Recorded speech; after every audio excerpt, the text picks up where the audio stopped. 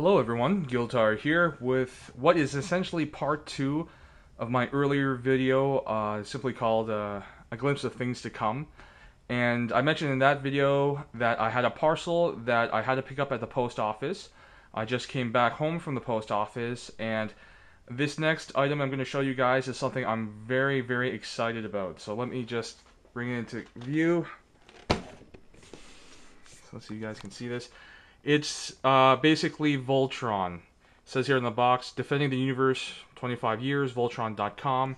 It is made by Toynami. And up here it says ages 15 and up.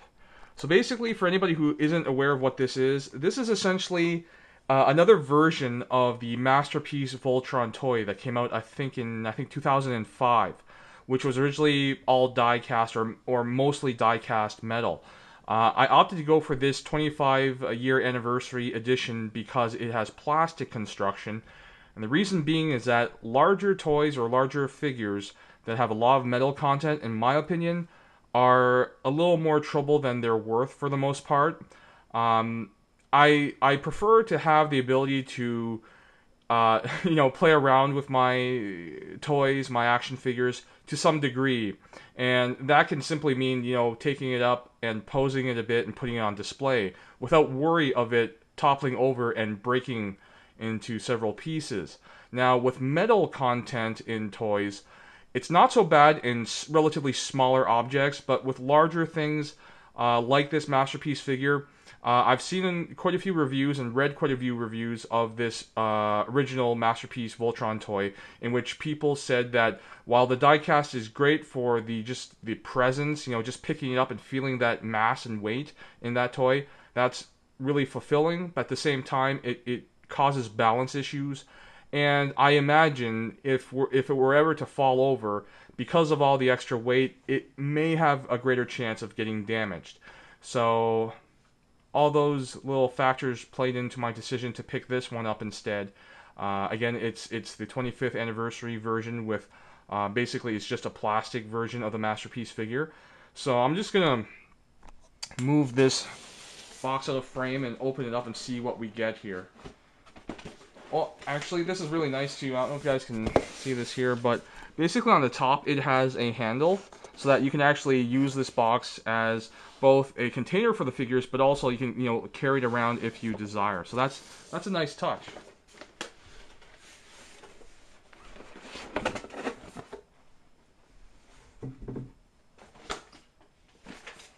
Okay, so this is basically what you get in here.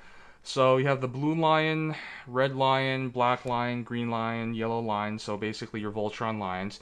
You have the blazing Zord and the shield, all looking very nice. The packaging here is really reminiscent of like old school die-cast metal toys from Japan, like Chogokin style toys, in which they had this kind of layout for a lot of their toys where I think it's like basically die-cut windowed layout, and we can see all the individual parts and figures, and they're all like little labeled parts for all of them. It's really, really nice. Now, I do have to say that I really don't have any first-hand experience with the old school die-cast toys. They were kind of before my time, and even if they were around in their heyday when I was old enough to appreciate them, I probably wouldn't have been able to afford them as a kid.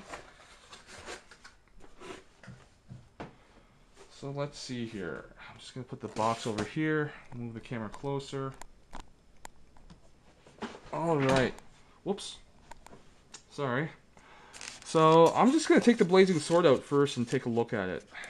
Oh, something else I want to point out to you guys is that it does use sort of, again, another retro old school touch is that it uses a foam tray, styrofoam tray, which we don't see too much of anymore. The only times you're going to see this on a regular basis is with the things like the Soul of Chogokin toys and other Gokin style toys, but it's becoming rare with the newer releases. But some of them still retain at least some part like styrofoam casing for the figures and accessories.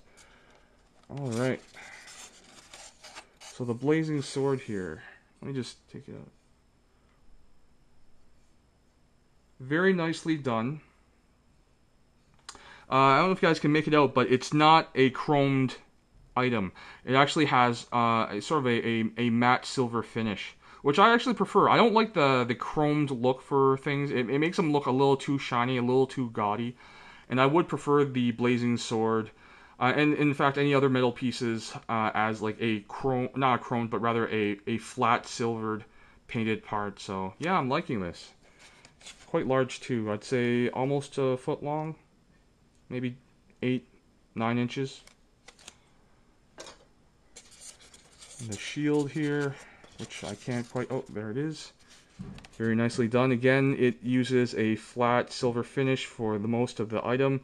In the center, there's a gold, flat gold paint.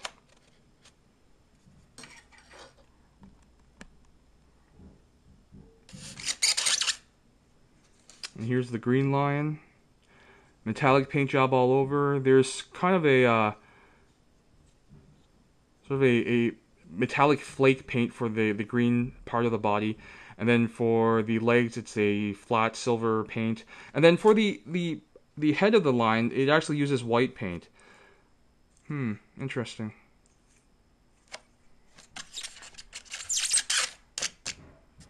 So I'm not going to take all of them out. I'm just going to take a couple of these out just to take a look at them.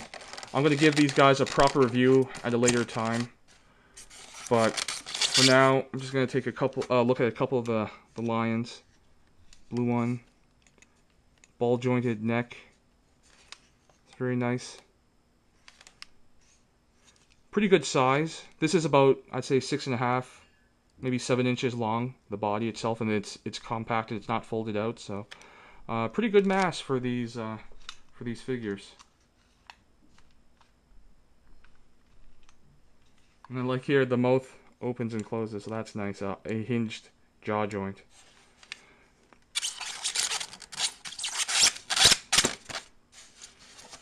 Alright, let's see if I can get the black line out.